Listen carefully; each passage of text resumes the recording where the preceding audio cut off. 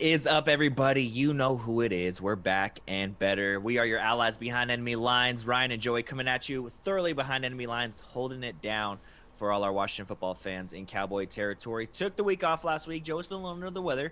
He's back. He's better. He's feeling stronger than he was. So we're back at it. Plus, last week, kind of a slow news week. It was a good week for him to, or for us to take this little break and, kind of regroup. Like I said, get back into it. There was some news that did break since then, and some things that could affect the football team going forward. Joe, like I said, you are feeling better. You're feeling stronger. You're feeling like you're back at it. How else is everything? How was your week, your weekend, all that good stuff? Everything's going well, like you said, a little bit under the weather at the beginning of last week, so we decided to take the Monday show off, and we're like, let's just go ahead and take this whole week show off and just kind of refocus, recenter. I feel like I've done so let's see what we can do to get this off season rolling. Absolutely. I will say, looking at you right now, you're going with the slick back hair, right? It kind of looks slick back. For a second, I was thinking you had like the long hair like I know your hair doesn't grow that fast, but for people that don't know, Joe used to have like the full like shoulder length hair, like even longer than that. And used to kind of slick it back sometimes. For a second, I was thinking, does he have his hair? But obviously, that wouldn't make any sense. That was just kind of a side note for me. No, this is just the hat hair that just got without the hat on right now. I took the hat off, so the hair would be slicked back under the hat, but I took the hat off for the show, and now I got this. I look like Pat Riley, I guess. Pat Riley, Lakers. Oh, there you go. Yeah, there you go. A little old school Pat Riley. I love it. I love it. Yeah, we'll take it. So, absolutely. So, we'll start off with this past weekend. We had the NFL honors, where they announced the MVP, Offensive Player of the Year, all that good stuff. We had two award winners, which we kind of saw coming a long time ago. We'll start with Alex Smith winning the Comeback Player of the Year, garnering 49 of the 50 votes, which I don't know who the one guy that voted for Ben Roethlisberger. It might have been Ben Roethlisberger himself. He might have had a vote in it. He plays it for himself. But it absolutely should have been unanimous. It wasn't. Who cares? He still wins it, Alex Smith. And there was kind of a push online to name it, the Alex Smith Comeback Player of the Year, which I think would be pretty cool. I don't know how much he would like that. I'm sure he would like to be honored in some way. But all the videos were really cool, the tributes. The one thing that was kind of crazy to me, the NFL Twitter and NFL official sites, a lot of them put out this video of showing Alex Smith, not obviously accepting the award, but kind of like watching his whole progression. And they showed the injury again, which kind of I wasn't ready for, and I was kind of shocked. I thought maybe they might go to black or just not show it at all, but they did show it.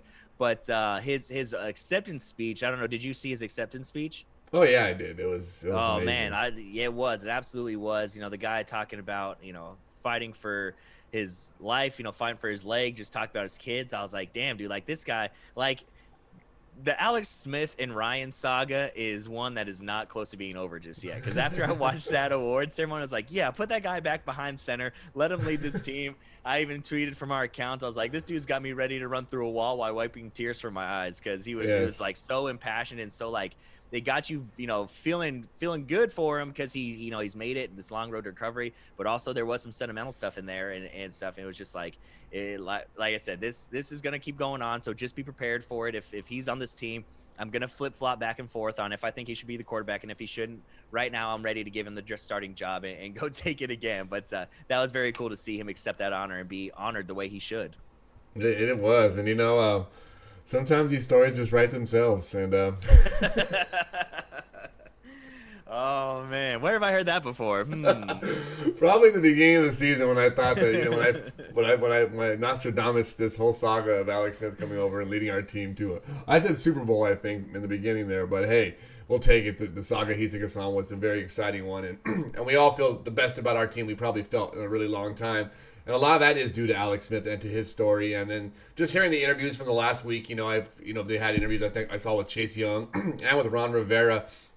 And just talking about what it meant to have someone like Alex Smith on the team and to have that story be part of their story, so to speak, of this season. And they all just talked about, Ron Smith obviously faces his own, challenges he had with battling the cancer offseason, but just the testament of just no excuses and going to work each day and putting your best effort forward, irregardless of the circumstances.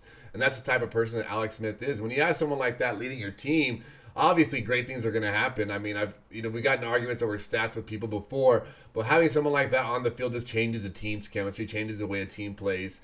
And and as you said, if he's if he's able to, I mean, he deserves a chance to lead a team in this NFL, if not our team in the NFL. And I wouldn't be shy about putting him behind center if that leg as well. But as we say, this quarterback position is going to be a huge thing with our team moving forward. But it was just great to see Alex Smith get the recognition that we all know that he deserves. Absolutely, 100%. And the fact that he could be put up on a pedestal and kind of shown to the rest of the NFL. I mean, everybody already knew his story, but just like kind of again of like, hey, look, this is what this guy was fighting for. Like, he thought he might lose his leg. He thought he might lose his life. He even said, like, I didn't even know if I was gonna be able to play with my kids again. In his acceptance speech, he even said, like, my new leg. Like, you know what I mean? Like, it wasn't like they just fixed his leg and he has, his regular leg back. Like, he has a new leg. And to be able to say that,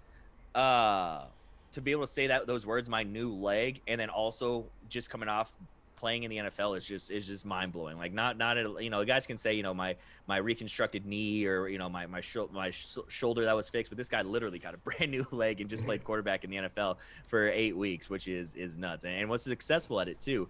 But another award that was given to a Washington football teamer was, again, we saw this coming from a mile away. And again, I think it should have been unanimous, maybe a little biased there, but Chase Young wins Defensive Rookie of the Year. He gets 44.5 of the 50 votes. Jeremy Chin got 4.5 votes. Chris Mortensen was the one guy that split both votes. And I forget who. Antoine Winfield got one. Antoine Winfield was one. And one other guy got one of the other votes. I can't remember off the top of my head. But Patrick Queen. Chase Young. Yes, Patrick Queen. Yeah, from the Ravens. Very good. Very good. Yeah, that's exactly who it was. Which he's a monster too. Patrick Queen's absolutely dynamite. But again, he runs away with it. People were saying how Jeremy Chin got robbed. We've already been over that time and time again. Jeremy Chin had a couple really good plays. He was a very good player, very good on that defense, which was above average. But when you're the best player on a top 2 defense your rookie year, I'm going to go ahead and give you the Defensive Player Rookie of the Year. This is just the beginning for it. I see very many Defensive Player of the Year awards coming for Chase Young in the future. Maybe a la Aaron Donald, who won his 3rd Defensive Player of the Year trophy. But I mean, it just goes to show we got the best player in the draft. We had the best rookie in the draft. You can put Justin Jefferson, Justin Herbert, whoever you want against him. I would still say, that we got the top player in the draft, and he's going to be the one that's going to be sticking around the longest and probably have the most impact on his team. But obviously, again, great to see. We don't get mentioned with greatness a whole lot here and there. So when we're able to nab the Defensive Rookie of the Year, it feels pretty good. It does feel pretty good, and I know you named off a couple people there, Justin Herbert, but guess what? We made the playoffs, so I guess we know which player made the most impact on their team. So, I mean, yes. I mean, we saw this a mile away. I thought it was going to be – I didn't think it was going to be unanimous. I thought it was going to be large votes for Chase Young, but I think definitely anyone that watched their games this year versus watched any of the other games know that this is the Defensive Rookie of the Year, and that he changed his team, the position, everything. It was top rated at his position, at the same time as being as a rookie the whole year. It's Cameron Curl was outrated in Jeremy Chin. So people that had that Jeremy Chin argument, it just didn't hold a lot of water. But hats off to Chase Young. We all knew it. We all know it here in Washington, what he means to our team. We all know what he means in that position. It was no surprise for us whatsoever that him or Alex Smith received those awards, as we saw those coming a mile away. A lot of us probably even thought, and I thought too, Coach Ron Rivera deserved that Coach of the Year. Definitely, Kevin. Didn't he get Stefanski? Got it. Stefanski. Yeah, I got it for obviously great time. Changed that team around. The Browns got their first playoff win in who knows how long, but just a great weekend for the Washington football team to be recognized on a large national scale as having players that had great stories this year. And I think it naturally progresses to the change of culture in our team and the direction that our team is going. And this season really marks that first chapter. And I think this puts an exclamation point on it with the recognitions we got at the honors. Yeah, absolutely. Two players in the NFC East have won defensive player or defensive rookie of the year. Chase Young, you know who the other one is? Um, Lawrence Taylor.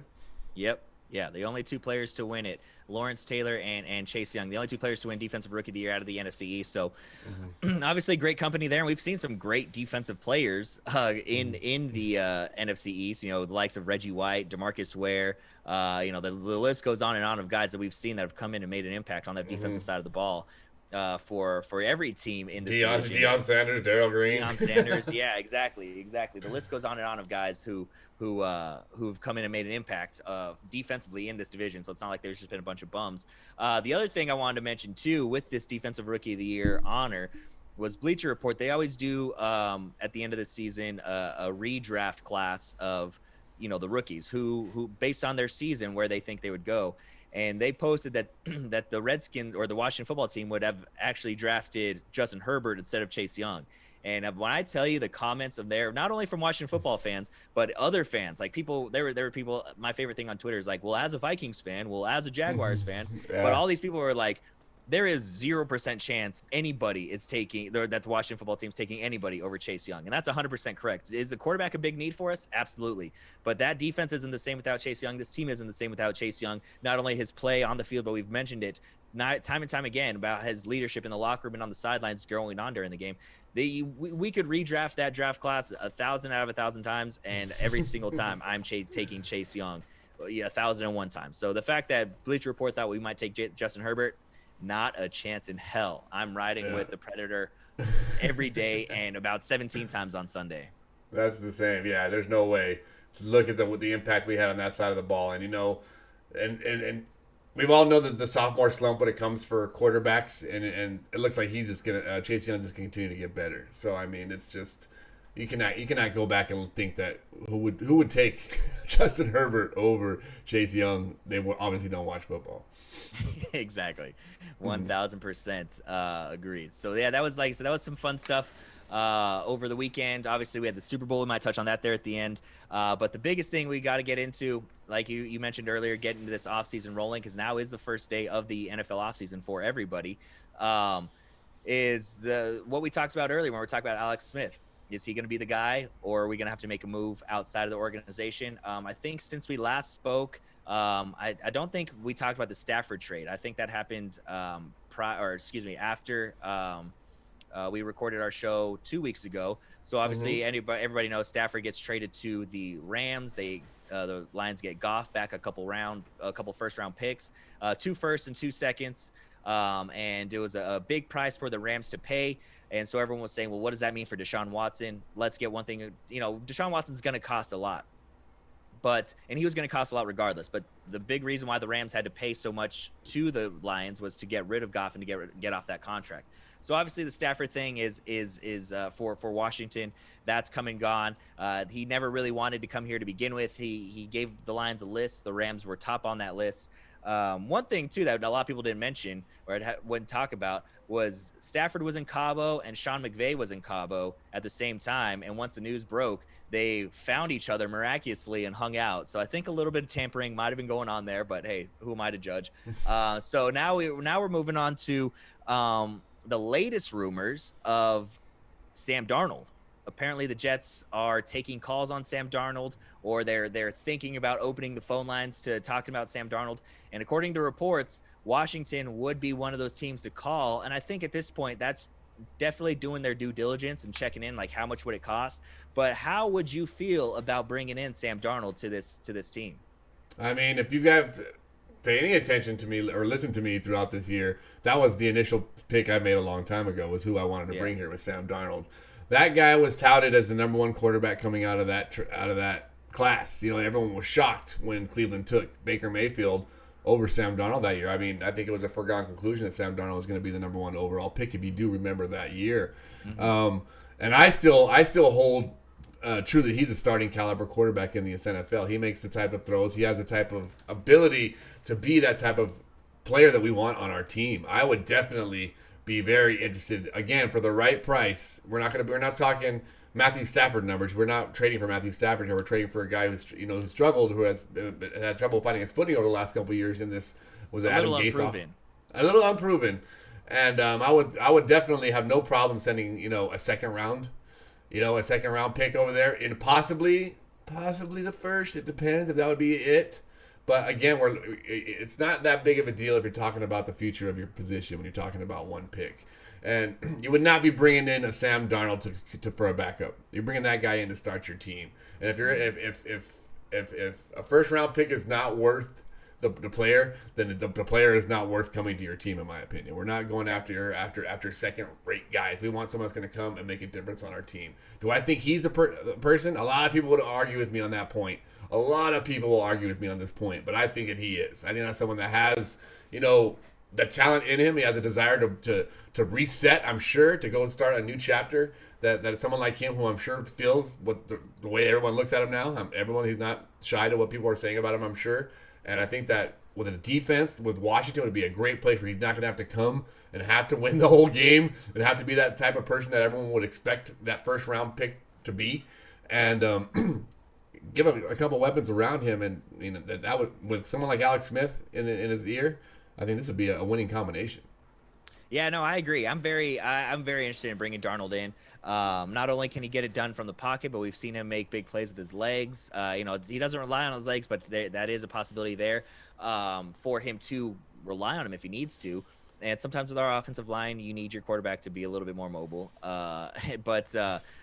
Everyone wants to make the comparison to Tannehill. Once Tannehill got away from Adam Gase in Miami, he's kind of flourished with Tennessee. He's been a lot better. And I think that could be the case for Sam Darnold as well. If he gets out of there, fresh start, new scenery, a coach that is going to coach him up, but also believe in him and probably let him, make a few mistakes.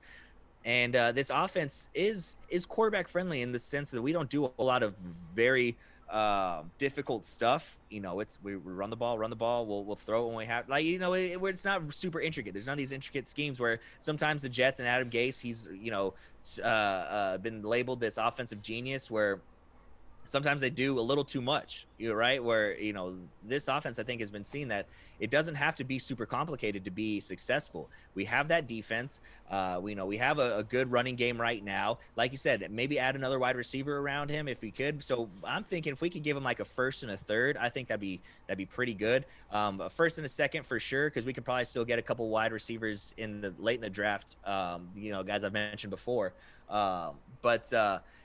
Yeah, I mean, I would love to. And the biggest thing for me when you're making a trade for a quarterback or a key piece is trade your picks now, right? Because you don't want to mortgage your future if this guy doesn't pan out. If we have to trade our first and our second this year and it doesn't look like it's, great, well, guess what? We still have our first and our second next year. So I would rather, like say, trade those picks that you have right now, and we can get them, but it's not going to affect us 3, 4, 5 years down the road. Like we've seen trades that not only we've done, but a lot of other teams have done, where it does end up coming back to bite you in the ass because it doesn't pan out. And now you can't recuperate or start rebuilding with those draft picks because you traded them away. And so now you're kind of stuck in purgatory. We've seen that time and time again. We've definitely felt that. But he's definitely a guy that I would love to come in and take this. And like you said, maybe learn from Alex Smith a little bit and take the lead. And we saw yesterday with Tampa Bay, that team was very good last year. They just had a quarterback that turned the ball over way too much. And so once you find that right guy, you plug him in. Not saying that we're going to go make a run Super Bowl run with Sam Darnold the first year, but still that little change and that big flip can send a team to the stratosphere. To the stratosphere, and when we would not be in the hole. Like you said, about mortgaging our entire future away or mortgaging our whole salary cap away, we still could be able to get a couple more pieces to put around him, which I think we don't need very many. And so I think that would be a win-win situation for us somehow to make that. And for them as well, geez, they get another first-round pick. The Jets already have like 17. I think they'd own the entire first round pretty much after that trade. But, yeah, I mean, to bring someone in like him, he's still young in his career. You got to think that's the same Baker Mayfield. That's the Josh Allen draft class. So those quarterbacks are still young and hungry. To bring someone in to be, the quarterback for the next, 5, 6, 10, 20 years for our team would be amazing. So I hope that's something that we can, are looking at to get done, and that, something that we can possibly get done, with the options that are out there, especially. Absolutely agreed. Now switching gears a little bit. This is the Allies Behind Enemy Lines podcast, so we got to talk a little bit about our enemies, who are also in a bit of a quarterback quandary. The Cowboys are still very far off from a long-term deal with Dak Prescott. That report came out this week, so they're probably gonna have to franchise tag him. And then another team, the Philadelphia Eagles, they are now receiving calls for Carson Wentz. So it looks like Carson Wentz will officially be on the move, which is strange to me because they bring in this new head coach. It was Anthony Serrani, something like that. If I probably mispronouncing that last name. You would think if he takes the job, he would have signed off on being on like, hey, Carson Wentz is our guy. Yeah, Carson Wentz is our guy. Okay, this is your job now. So it's a little perplexing, a little strange that's what that's the move they're going to go with. I mean, we figured that they would have to move on from either Wentz or Jalen Hurts to kind of avoid any further conflict or dramas, but it looks like it's going to be Wentz and that big contract, that money they gave him. And so again, another situation. I don't think we're going to make a deal for Carson Wentz. Would I like to have him in here? Yeah, probably. Are there other guys above him that I'd like to have? Absolutely. But it's going to be interesting to see how this saga pans out and where the Eagles go, because I think they are numerous pieces away, and I don't think quarterback was the issue there for them, really. And so this might be sending them in the wrong direction from winning a Super Bowl just 2 years ago. Yeah, they seem to be self-imploding a little bit as far as their foundation. And one team I heard that was really interested in that trade was the Bears, I guess. Did you hear that? The Bears? Yeah, I did hear that. Mm-hmm. Having that involved the trade bringing Nick Foles back as well. I think was it Nick Foles and David Montgomery or Tariq Cohen. I think in a first round pick for Carson Wentz. But I mean, to me, it's got to preach. What that tells me is that Carson Wentz is not happy there. It seems like they brought seems like the organization kind of messed up in a way, and they knows they messed up. Maybe bringing this coach in, they thought might be able to friendly up the mood between them and the talks with Carson Wentz, but maybe that has proven not to be effective. So they're like, hey, we got to, this is not going to work. We got to figure out a way out right now. And it seems like that's what they're trying to do, and just putting that out there and letting teams, field the calls. So a lot of names pop up into that group. I know probably they're not going to, ours will not be one of them, as, they tend to shy away from these divisional trades. But I know that the Colts, I know that the Bears, I know that the Panthers, I know a lot of teams that would be willing to take a huge run at Carson Wentz, so I don't expect him to, this trade not to. I mean, I expect to probably hear something in the next week, to tell you the truth, the way that the talks have been heating up. But again, I think it goes a lot to say about this quarterback market as well. That once that Matthew Stafford trade went through and they saw what quarterbacks are going for. It's like, hey, if we got something to unload right now, we need to unload him, and we need to unload him. A deal that this deal with him, he hasn't even started that deal they had with him yet. So like, not their time to get rid of it is now. So I think everyone's just jumping on to get rid of the quarterback thing, and so to many teams, mistake or rush judgments could be to our benefit if we can jump in and steal one of these. Sam Darnold's, or probably not Carson Wentz, but even Dak Prescott. If he doesn't sign that franchise tender, you're talking about someone being able to back up the truck to him. And just take him, So it's gonna be interesting to see how these quarterback positions unfold. There's so many teams that are needy right now, and us being one of them. And again, as we've said over and over again, we're one position away to being to first of all running our division, if not being an instant contender in the NFC. No, agreed. Yeah, I mean, there's obviously. There's quite a few teams which I think are willing to pay more. Those teams that they feel like they're just a quarterback away to make a good run. You throw the Colts in there. I don't know if the Bears feel like they're just a quarterback away. I mean, that defense is really good, but I don't know. 49ers. How the 49ers, absolutely. So there's quite a few teams that, like the Rams. Like I said, the Rams had to give up a little bit more because of how big Goff's contract was.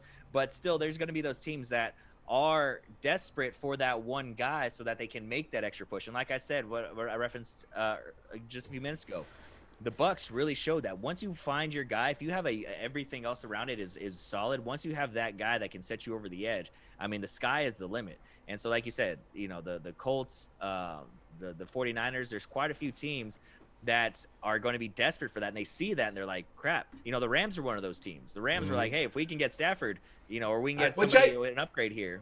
Which I don't understand real fast. We really didn't talk about it very much, but the biggest thing is, I was following the problem that, Sean McVay had with Jared Goff was his ability to make plays outside of the pocket and be able to run around and move, and be able to make plays when the offensive line. And Matthew Stafford is not that guy.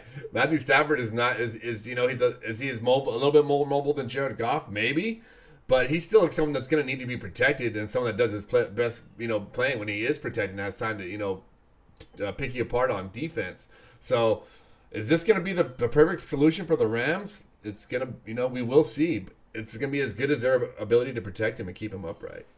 Yeah, no, I agree. Yeah, for sure. Because we've seen the guy takes a beating, and for the most part, he keeps on ticking. But I mean, he has been battered and bruised quite a bit, and has fought quite a few injuries. So it will be like I totally agree with what you said there. I think as well as they protect him, it will be as good as they are. So that will be interesting. See, I think when they're thinking, because you see Matt Stafford make the plays where he's running outside the pocket, kind of running for his life and chuck the ball downfield.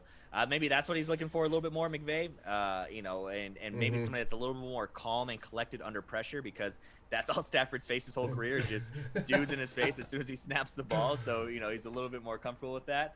Yeah, who knows? But it like we said, the supply of really good quarterbacks is very, very low, and the demand is very, very high. So these prices are just going to keep going up and up and up.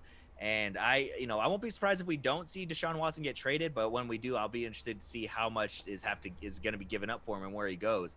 Because if it's one of those teams that feels like they're just a guy away, a quarterback away, I mean, we could be looking at like we mentioned a couple weeks ago, the Ricky Williams type trade, or the Herschel Walker type trade, the RG3 trade, where you're giving up a ton of picks for one guy.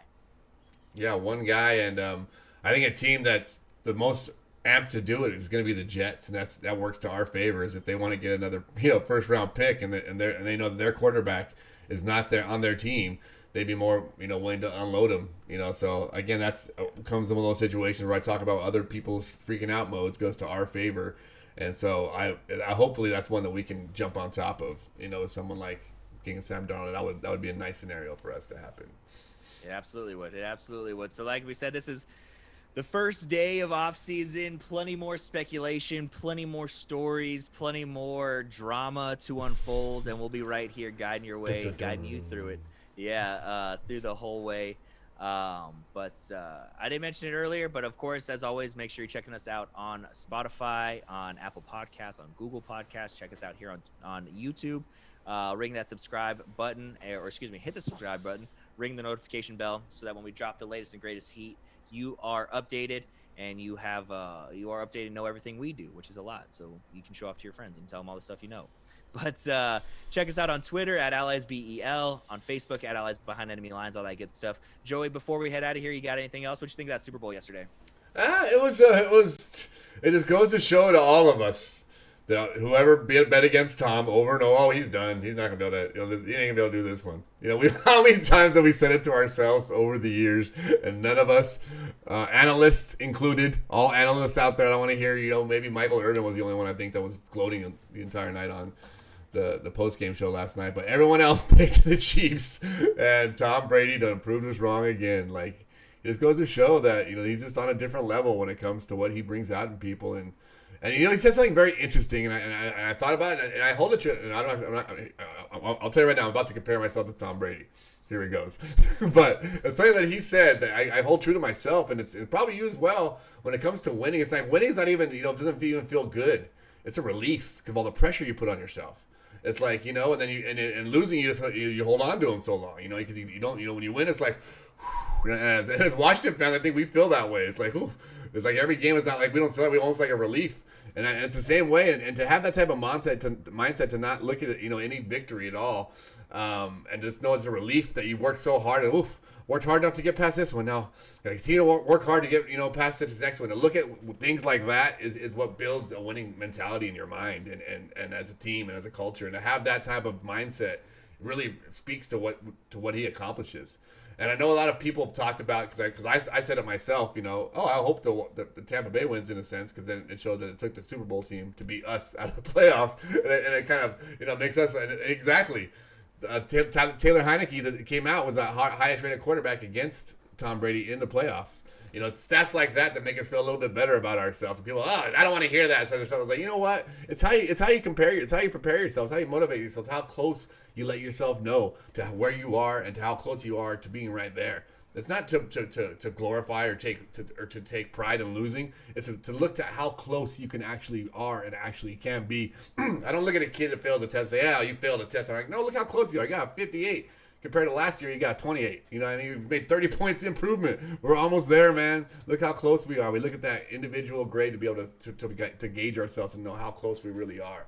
So we can take, you know, some joy in how good we played against this Super Bowl championship team yesterday, and to know that, hey, we're just that close to being there. Absolutely. When you're comparing yourself to somebody, are you comparing yourself to the average person, or do you want to compare yourself to the best of whatever you're comparing yourself to? Is if you're comparing yourself to that average person, well, guess what? You're going to be average. If you're comparing yourself to the greats, well, guess what? You might end up being great one day, because that's the standard you hold for yourself. I totally agree. Like you said, the relief of winning, you should expect to win. When I coach, when I'm playing, Mm-hmm. like, I expect to win. So Mm-hmm. winning isn't a celebration. Like you said, it's a relief of, yes, okay, my goal was accomplished. You lose, it's like, well, shit, I didn't accomplish my goal. Well, guess what? Now I Mm-hmm. need to. You don't have that. You don't. It's not like, yes, I won. Sure, there's gonna be some celebration, but if you're expecting to win, and you're expecting the best from yourself, it's a relief once you do accomplish that. You're like, okay, I set out a goal of I set out a goal and I accomplished it. And that's a great mindset to have. And like you said, that's the way I hold myself and my players accountable as well when I'm coaching. So it just goes to show, the right mindset is a lot of it. If you go in with the wrong mindset, sometimes you beat yourself before they even flip the coin out there, right? So Mm-hmm. yeah, I agree. It was great stuff from Tom. He's probably gonna be right there again next year. I think for Patrick Mahomes, this could be a little scary, and see, once he gets that bad taste out of his mouth. I mean, I know he's lost before in the AFC Championship to Tom Brady, but going to the Super Bowl and losing, I think is going to be a kick in the butt for him. And I won't be surprised if we see him rattle off another three or four Super This Bowls. is worse. His worst loss. They said since like his junior or sophomore year of college or something like that. It's his worst Yeah. loss in a while. And he's about to have a baby and about to get poop on his face. He's done. It's a wrap. Life's over at 24, buddy. Sorry. Life's over at 24, 25. All that 450 million will keep him pretty warm, I'm sure. Yeah, exactly. He'll have that poop off with a couple hundies, and he'll be fine. It'll be all good to go. Yeah, so that'll do it for us this week. It was good to be back.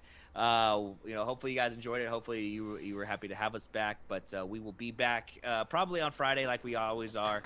But again, check us out: Google, Spotify, and Apple Podcasts. Wherever you find your podcast, just search "Allies Behind Enemy Lines." We should be there.